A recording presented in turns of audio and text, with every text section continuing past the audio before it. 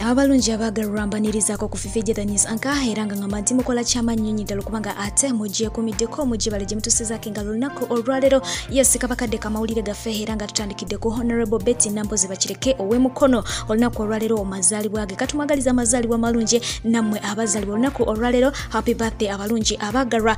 Songa teru yeno mawulire gannaku merere anti omukyala amanyiddwa nga Nakalanzi Farida Mpaji gwe nabatuusaako ko emabega kawo aba CBS gwe bali bagenda maaso kubanga ate ba interviewinga ku mbeera ya COVID kikyajoogerako era nga ebigambo bye bangi byabasesa. Munange kigambibwa nti ono yasiza ogwenkomero olunaku olwaliro oluvannyuma lw'okulumbibwa omwami eyamukubidde mu nnyumba wabula nga ate bagezaako kumuddusa mu ddwaliro n'ebitagenda bulungi era nga yafiiridde mu ddwaliro erimu mu bitundu eby'Entebbe. Kamukuweko katono gwe atamujjukira atobere nga omujjukira. Maama embeera ya COVID ogisanze otya mu kiseera kino eky'omuggalo? Ombuuziza kibuuzo ki? Embeera ya COVID ogisanze otya mu kiseera kino eky'omuggalo gwe ng'omukyala? Embeera ya COVID empisizza bubi nnyo. Njagala nkutegeeze. Mu pandemic eno ogiraba wetutegeeredde ani munno. Omuntu akubuuzaako omuntu akunoonyaako yafuuse munno. Omuntu akubira kasimu nagamba nti owaayi oli bulungi walidde yafuuse munno. Naye nina obukyayi kubeeyita abasajja. Omuntu yenna abadde eyo ngambebisa bebi nkwagala bebi nze nkumatira munnange oli mulungi sima wakola biki essaawa ya kakati wentegeredde ani anneetaaga nani anjagala. Nze mpulirira ddala nga nkuuya abantu abo era nze mpozi era abeereko naye waataabeereko COVID ng'akyagenda mu maaso mpozi asigale ng'agenda mu maaso naye waanaabeera nga kwegambako ng'awedde saagala kulaba muntu yenna abadde antuta maaso bwanneetaaga njagala kankubulireko essaawa zino olaba essimu yange phone book yange yonna natandise okudireetinga buli muntu yenna nadireetinze kati essaawa yakakati naleseemu abo ab'omugaso gye ndi okitegeera sebo wano mu muggalo guno muguno COVID olina okutegerera ani munno ani akwagala ani akufaako. Omwoyo gw'omungu agulamuze kisa munange songa tokuddako eru yeno amawulire agakutte akati ku social media simalala ga Bombardier yes ennyonyi ya Uganda Airlines yegambibwa okuba nti yakwamidde ku kisaawe kya Julius Nyerere International Airport wali mu Dar es Salaam mu ggwanga erya Tanzania era nga kigambibwa nti entabwe yavudde ku nnyonyi n'okubanga ate eweddemu amafuta era nga kino tekyakomyawo wabula kyagenze maaso okubanga ate kikeeyeresa abasaabaze b'ennyonyi n'okutuuka gye babadde balina okubanga batuuka mu budde wabula nga ate nabo bagenze maaso okuyisa emikono mu maaso nga bebaza omutonzi nga bagamba nti singa amafuta gagwereddemu mu bbanga kiki ekyandidiridde munange mu kaseera ke kamu bannamawulire bangi bagenze maaso okubanga tebafulumya amawulire gano wabula nga ate bakiwandiseeko nga ekikolwa eky'obuswavu eri gavumenti ya Uganda ate nga n'omukulu amanyiddwa nga Robert Kyagulanyi Ssentamu Mwite Bobi Wine avuddeyo ku nsonga eno yennyini n'agenda ku social media platforms ze n'agiwandikako nga agamba nti dictatorship leads to corruption, corruption leads to dysfunction, dysfunction leads to embarrassment, and this is what we mean when we say dictator Museveni has reduced our country into a laughing stock among nations. Nga byonna kikyategeeza nti obwannakyemalira buvaamu obuli bw'enguzi so nga ate obuli bw'enguzi buvaamu okukola ebintu nga biri abnormal okugamba nga tebiri straight so nga ate embeera eyo ereetera obuswavu. N'agamba nti kino kyennyini kyetubeera tutegeeza singa tugamba nti nakyemalira Museveni agenze maaso okubanga ate akakkanya eggwanga lyattu Uganda n'alifuulamu ekisekererwa mu nsi zonna endala ng'asinziira ku mbeera eyo efaananako bw'etyo olw'ensonga nti yes ekifaananyi kino kigenze maaso okubanga ate kisigibwa ku social media nga kigambibwa nti Bombardier ekoze ki eweddemu amafuta. Ensi y'ennyonyi ennamba kibeerawo kitya ennyonyi y'ensi ennamba kibeerawo kitya ekite kifaananako bwe kityo. Okuddako eru yeno omwogezi wa poliisi amanyiddwa nga Fred Enanga avuddeyo n'agenda maaso okubanga ate atulaga ekifaananyi ky'omukulu amanyiddwa nga Sheikh Obaida bin Bukenya nga kigambibwa nti ono anoonyezebwa era nga bamutaddeko miliyoni 5 nambirira nti yenna anaamukwatako gye yekukumye n'amuwa poliisi wakuzikwasaako emikono ebiri nga kigambibwa mbu ono kyazuulibwa nti yalina emmundu enoonyezebwa era ng'emmundu eyo kigambibwa nti yezze ekola ebikolobero eby'enjawulo naddala mu kutta bannayuganda be tuzze tuwulira nti bafa masasi. Oyo nga naye tumuvuddeko okuddako ku mukulu amanyiddwa nga Honorable Rutamaguzi owa Nakaseke South yavuddeyo nagenda maaso kubanga ate akalakataba MPs banne ng'agamba nti abeewuunya we balwala babajja mu constituencies zaabwe gye babalondera ate ne babaddusa mu bitundu ebirala basobole okubanga bafuna obujjanjabi. Akabonero akalaga nti tebakoze ku malwaliro ga mu bitundu gye balondebwa. Ye n'agamba nti bw'alwala munnange bamutwala mu ddwaliro lya Nakaseke South Health Center ekiraga nti eddwaliro yalikolako dda. Bw'atyo n'agenda maaso n'okubanga ate anenya abantu bano bennyini abalonzi mmwe nti namwe mukola ensobi oli waakuwaayo omutwalo ogeze omuwa akalulu naawe n'ogenda maaso okubanga ate omuwa akalulu naye nga tobaze future. Kakati muli awo tebabakoledde malwaliro bo balwala bagenda mu nsi zaabweru oluusi ne babaddusa mu kibuga Kampala Nakasero bafuna obujjanjabi obulungi ne babalekera amalwaliro amabi mu bitundu gye muwangaalira. Agenze maaso okubanga abanenya nti ekikolwa ekyo si kirungi temukkirizanga kulyanguzi olw'okuba nti bakuwaddeyo omutwalo ate n'okola choice enfu. Ate ye mukulu amanyiddwa nga Moses Kibalama Nkonge ngono abadde nga mu ddwaliro ebbanga letuvuddeko emabega yes olwawanyebwe n'atandikira we yakoma n'agenda maaso okubanga ate abanja aba NUP essaawa eno nga bagamba nti bamuddiza ekibiina kye endagaano yaabwe gye basayininga yaggwako dda. Omukulu naye bategeezezza nti endagaano yaggwako ennaku z'omwezi nga 11 omwezi guno gwennyini era ng'agamba nti babadde balina okubanga basisinkana bagende mu maaso okubanga ate bakola ki barenewinga naye tebasobodde kubanga ate abakulu bano bagenda mu maaso okumusisinkana. Ekintu ekyamujje mu mbeera n'abategeeza nti ebbanga lyabwe liweddeyo bamuddiza ekibiina kye era ye n'abategeeza nti essaawa eno ayagala kugenda mu maaso abeere nga alonda lidda w'ekibiina kino omujja mu bufunza ayagala kibiina kye. Wabula ate ye omukulu amanyiddwa nga Louis Rubongo Yangono ye Secretary General w'ekibiina kino ekya NUP yavuddeyo n'agenda mu maaso okubanga ate ategeeza bannayuganda nti temumuwa matu olw'ensonga nti eyo diversion ewedde emirimu. N'agamba nti omukulu ono yeekontana mu bigambo bye era ayogera kino luli ayogera kiri era nabo bamuvaako dda tebakyamuwuliriza tebakyamuwa matu. Okono n'agattako okutegeeza bannayuganda nti omukulu ono waliwo abamuliko emabega okubanga ate agenda mu maaso okuggusa ekintu kino kyaliko essaawa eno mu bufunze si yakivuga yekka wabula aliko abamuli emabega abamusindikiza okubanga ate akola kino kyakola naye ng'ekibiina bo bakirina mu butuufu bwakyo.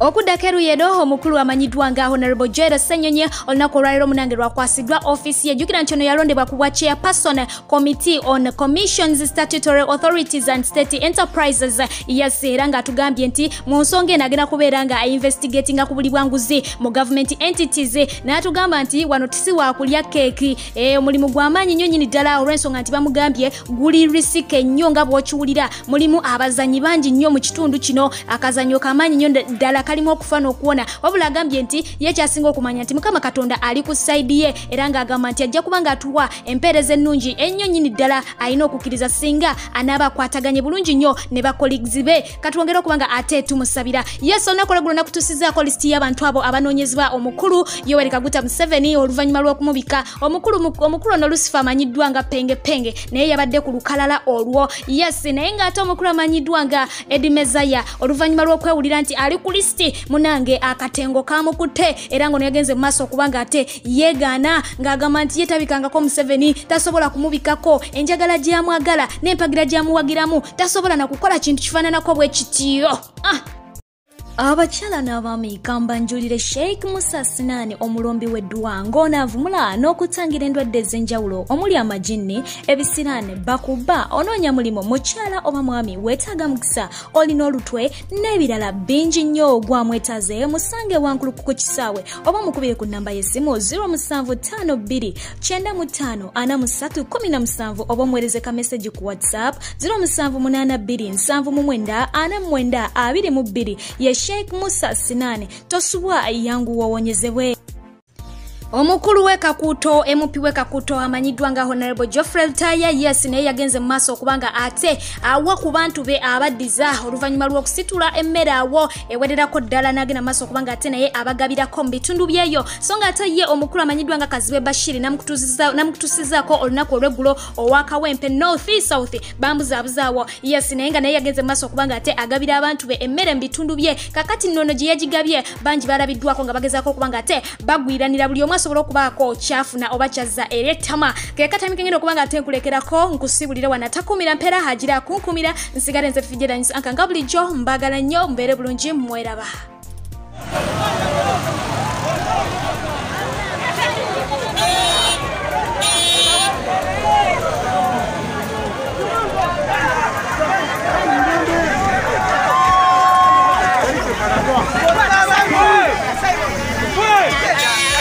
Yanga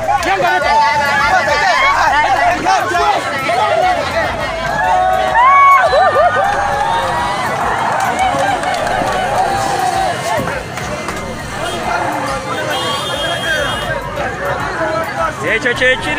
kyekiri ebwayise gombolola division ye Kawempe ng'abantu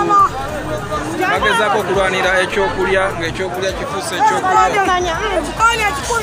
kubanga naye basida akalulu bamutima nekiyagasi ne bamukuba abikudde tiyagasi era namwana mutima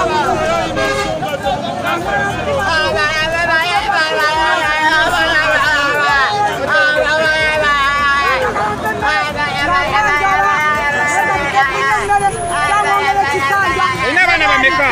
nina abaana bana tubulyemu embeera gyofunemu pesi okufuna akawunga era ekubya ekikonde kanjala nfunye emmere olw'emmere gyetulimu tetukyakola ate sakuminemu ng'abasajja tukuba emoogo nga abakozi bakatale tuli bubi nnyo lwakuba 12 nditawo ebyange ate nanoonya mmere y'abaana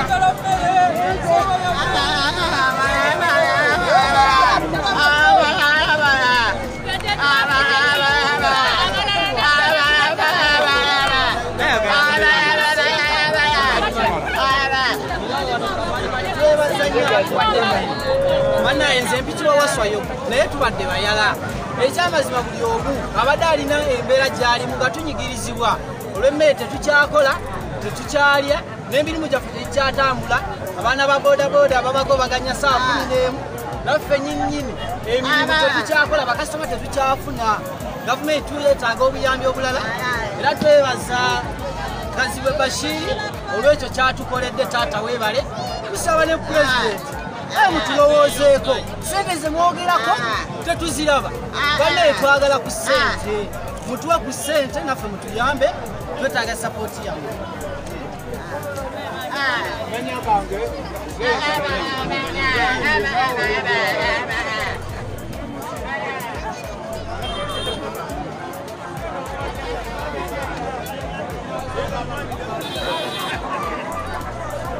tufunye kawunga mugenda kola mutya? omukulu mugambe enjala etutta yatusuubiza emitwalo 10 naye naye gwe ng'omumwa ogukoze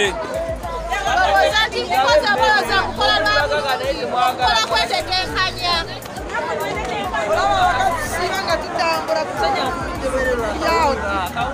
naye olabika ofunye naye ffe